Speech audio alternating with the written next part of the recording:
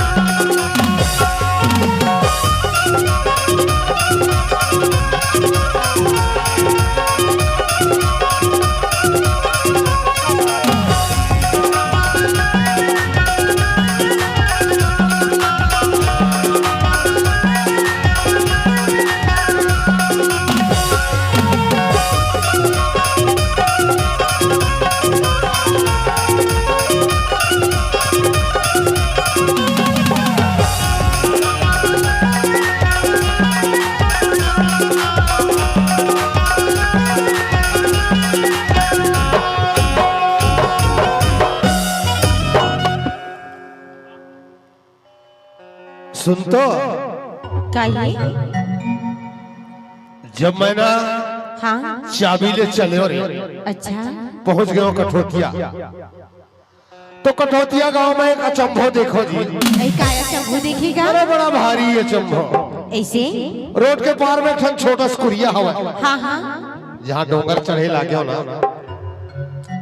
तो वो कुरिया में बड़ी सुंदर सुनाया, का चीज सुना? बड़ी अच्छी लगत रहा। सही में का चीज सुना? हाँ का सुना वाला बताओ। बता।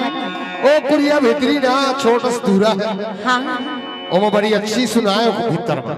अच्छा का चीज सुना जानतस? का? अरे नाना सिकुरिया के नाना सिदूरा,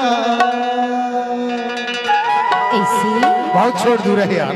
हाँ अरे नाना सिकुरिया के नाना सिदूरा, भीतरी कोटामा बाजे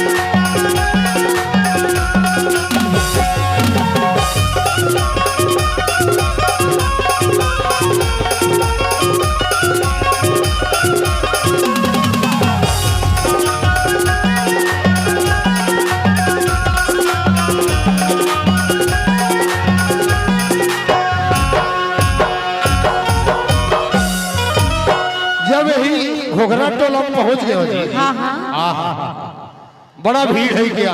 अच्छा यहाँ चंबो देखो। आई काया चंबू देखेगा? घोघरा टोला में हाँ दही यहाँ के चंबल बता दो। बताए ना। अरे ना टूरिन के बड़े बड़े दूरा, टूरिन